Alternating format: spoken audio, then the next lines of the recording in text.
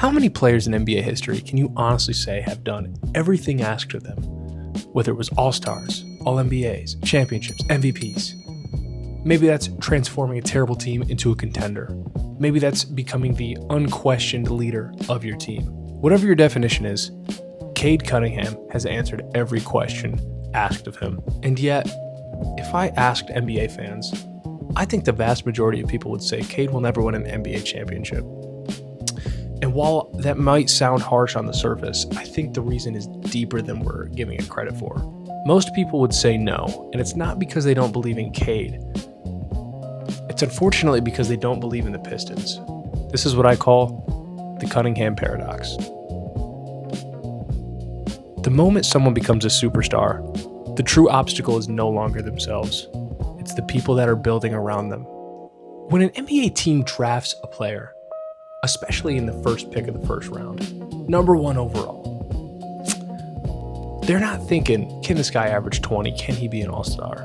They're thinking, can he lead the franchise to greener pastures? Can he lead them to a championship, which is the goal for everyone in the NBA, of course. For Cade, the answer is obvious. He's improved every single season, scoring, rebounding, assists, playmaking.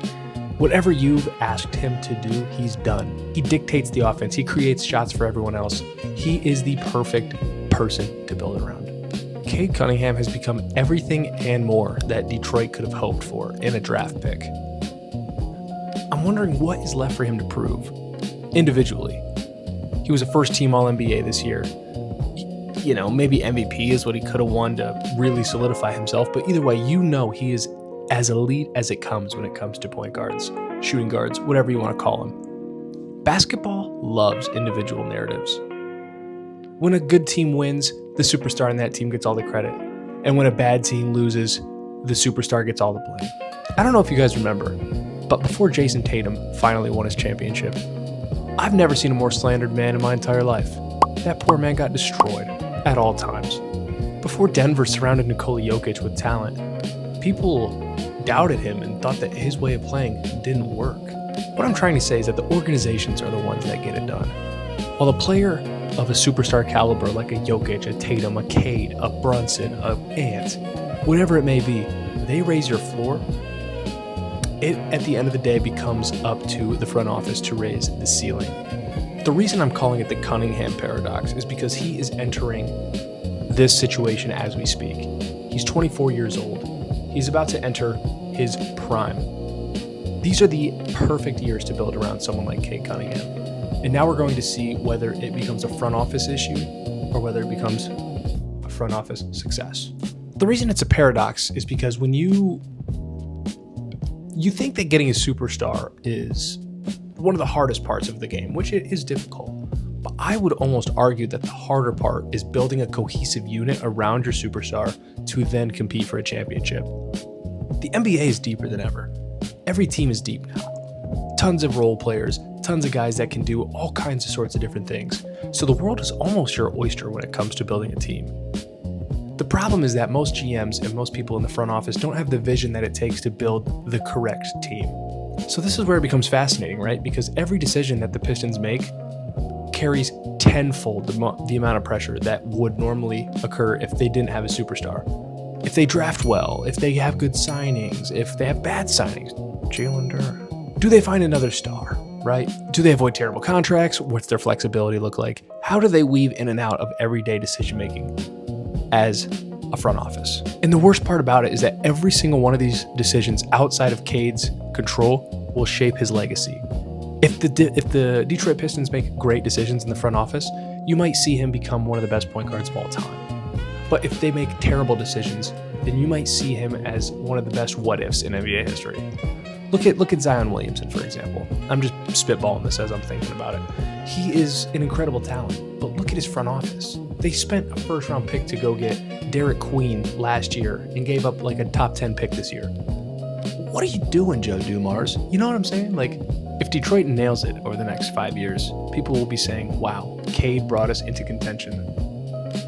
What's going on down there? If Detroit misses on the next 5 years, people are going to say, wow, you know, why couldn't Cade get it done? Why couldn't Cade do it? And that's the paradox. No matter what happens, it's going to be on Cade's shoulders. We love ranking players by rings, right? It's the easiest, cleanest way to do it. This guy had 5 rings. MJ had 6. He's the GOAT, you know? But the problem with that is that championships are just as organizational as they are individual. The superstar is the foundation, of course, but the front office is the one that builds the house. Without the foundation, the house would obviously collapse.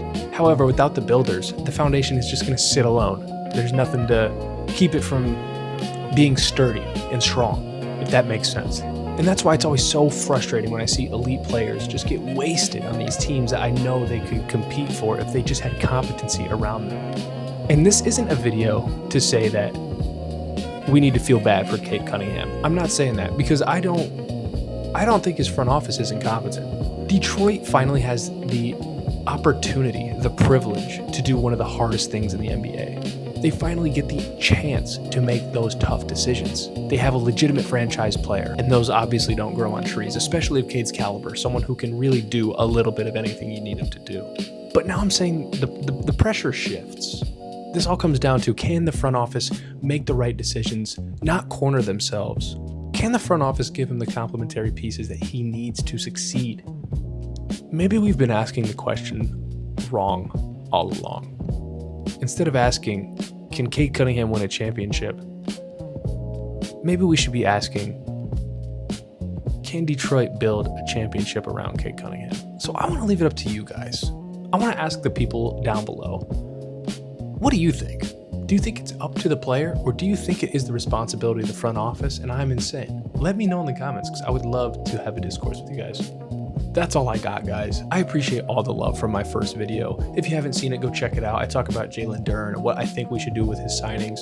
Please feel free to like and subscribe. It does help me out a tremendous amount. I think we have something crazy like 99.3% of people aren't subscribed. So I am always talking about basketball content on here.